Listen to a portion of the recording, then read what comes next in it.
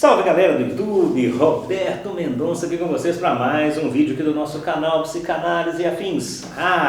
Nessa nossa sequência, falando aí, nessa nossa série, respondendo a perguntas, a questionamentos e a série dentro da série, porque a gente está falando sobre as toxicomanias, essa coisa que a gente tanto horroriza, a gente tanto briga aí ao longo do tempo e é um tema tão vasto, tão importante para a gente trabalhar, não é?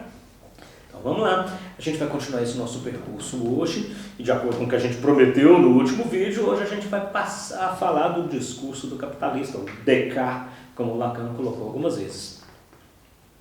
Esse discurso ele surgiu pela primeira vez numa fala do Lacan, que foi proferida ali na Universidade de Milão, em 12 de maio de 1972, conhecido como Discurso de Milão. Tá? Foi na Universidade de Milão, né? O Lacan estava lá fazendo um discurso e ele vai trazer essa fala, ele vai apresentar o discurso do capitalista. Esse discurso aparece 2 anos depois que surge o Seminário 17, né, que é o seminário que o Lacan traz os discursos, então é um discurso apresentado tardiamente, vamos falar assim. E tem toda aquela questão, a gente já falou lá atrás, quando a gente comentou a primeira vez sobre o discurso do capitalista, lá naquela série nossa sobre a lógica, vocês lembram? Não lembra? Volta lá, dá uma olhada que vale a pena. Que a gente não considera ele como um discurso mesmo, mas como um pseudo-discurso, porque ele rompe com toda uma lógica, a gente trabalhou, né, aquela questão do grupo Klein e tal, a gente vai comentar por alto aqui também, mas vamos lá. Há algo aqui que diferencia, né, o discurso do capitalista das demais formas de pensar os discursos. A gente já falou isso, né, como eu acabei de falar para vocês, a gente já falou isso lá atrás quando a gente comentou sobre a maneira como o discurso do capitalista se constrói lá na nossa série sobre lógica, que é uma inversão dos lugares do agente e da verdade no discurso do mestre. Ou seja, olha aí, a gente tem um discurso do mestre, tá? A gente vai ter no lugar do agente o S1, por isso que é o mestre, é o significante mestre no lugar do agente. No lugar do outro nós temos o S2. No lugar do produto nós temos A, o objeto mais gozar. E no lugar da verdade nós temos o sujeito barrado. A gente vai inverter esse lado, aqui para vocês na imagem o lado esquerdo, né? O S1 com o S. Então a gente vai ter uma nova configuração. A gente vai ter agora sim, no lugar de agente, o sujeito barrado. No lugar do outro se mantém o S2, o saber.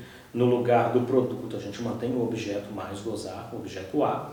E no lugar da verdade, agora como a gente fez a inversão, a gente tem o S1, o significante mestre.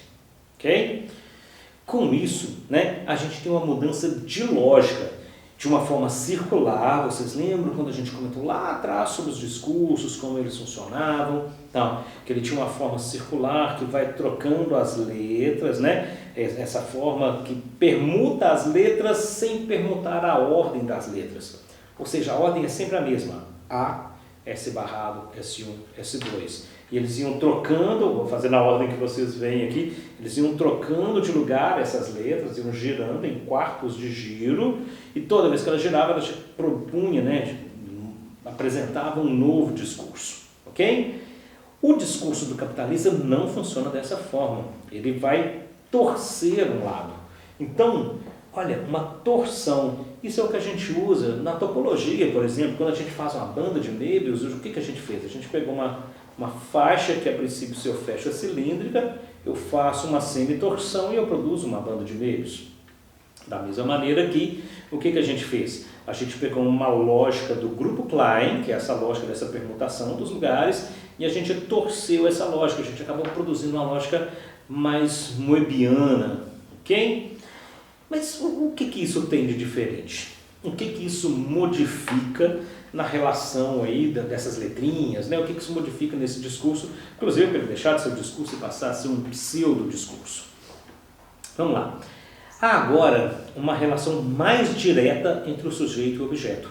É uma relação de exclusividade que a gente já tinha falado anteriormente, quando a gente começou a comentar aí sobre a toxicomania, tá?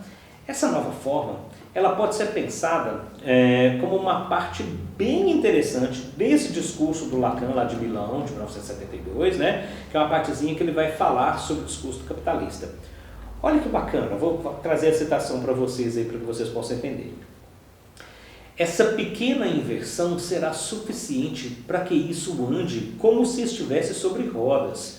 Isso não tem como andar melhor, mas desse modo isso anda rápido demais. Isso se consome. Isso se consome tão bem que isso se consuma. Lacan fazendo todos os seus jogos de palavras, né? O consome, o consuma. E esse é o ponto central de quando a gente fala do discurso capitalista. É a velocidade como tudo isso se consome até que se consuma. Ok? Tá. Por que do pseudo-discurso? Justamente porque os outros, ele promove um laço, né? Eu me enlaço com o outro, eu passo por esse campo da fantasia, pelo campo do outro e produzo o laço. Aqui não, aqui eu vou fazer um curto-circuito, isso vai girar com esse curto-circuito tão rápido que eu rompo com o laço. Tá vendo? Mais uma vez estamos falando aí de uma exclusividade, de um rompimento de laço, de um rompimento de um gozo que passa pela fantasia.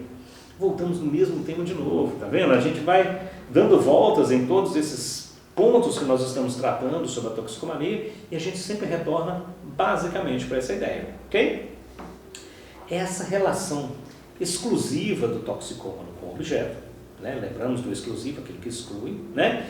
Esse gozo cínico, esse gozo que não passa pelo campo do outro, que não passa pela fantasia, é justamente isso que faz com que o discurso do capitalista gire depressa demais. Ok? Por isso é que se consome. Essa é a grande diferença entre a toxicomania e o abuso, por exemplo. É isso que faz o toxicômano estar em um outro estado de relação, outro nível de relação com esse consumo. Essa é a grande questão que a gente pode colocar como diferença entre a toxicomania e as questões, por exemplo, de uso e abuso. Vamos pensar o uso de um livro. Eu uso esse livro, ok? Eu pego, eu leio, eu me interesso pelo que tem aqui, eu faço um uso desse livro. O abuso, né? Lembra que esse prefixo ap, né? AB, ele tem muito a ver com a ideia de romper a partir de um tempo. Então eu rompo com o uso, eu faço um uso que de certa forma destrói aquilo ali. Então eu vou usar esse livro até acabar, ele moer, destruir o livro. Não cuido, eu rabisco, eu risco, eu arranco as páginas e eu destruo o livro de alguma forma. Lembra do casamento feliz do bebedor com a garrafa? Ele não quer destruir a garrafa, ele quer manter o casamento feliz. Uma relação de um toxicômano com esse livro, por exemplo, seria aquele que eu tenho o livro, eu só tenho esse livro, eu só gosto desse livro, eu tenho esse livro todos os dias, eu leio ele todos os dias, eu não consigo me libertar de ficar tocado exclusivamente por este livro, nenhum outro. Esses outros não me interessam, eu não quero saber o que tem ali, eu só quero este. Né? Isso é um pouco da ideia da toxicomania nesta relação de exclusividade, muito além de um uso ou de um abuso. Ok? Esse é o ponto principal para a gente entender a questão da toxicomania, né? Dessa relação de exclusividade, dessa questão desse estado de consumo, mas isso sim aí já é um assunto para o nosso próximo vídeo. Até lá, né? Sei que vocês já sabem de cor. Curtir, deixar o seu joinha, se inscrever no canal, ativar o sininho. Toda sexta-feira à tarde vocês vão receber a notificação que tem vídeo novo no canal. A gente vai manter as nossas conversas, deixem seus comentários. Afinal de contas, é para isso que a gente está fazendo essa série, respondendo a questões. Ainda tem um monte de questões que eu quero responder, já estão lá anotadas de várias pessoas que deixaram seus comentários. Algumas podem virar séries, outras vão ser vídeos, porque às vezes são perguntas mais restritas a algum ponto, mas vamos responder ao máximo delas possível, ok? Não esquece também de seguir a gente nas redes sociais, Instagram, Facebook, isso tudo sempre vale a pena, a gente pode conversar por lá também, manda mensagem, a gente vai respondendo todas, beleza? Visite o nosso site, psicanalisafins.com.br, nosso curso, os Fundamentos da Psicanálise Freud e Lacan, 3 módulos já disponíveis.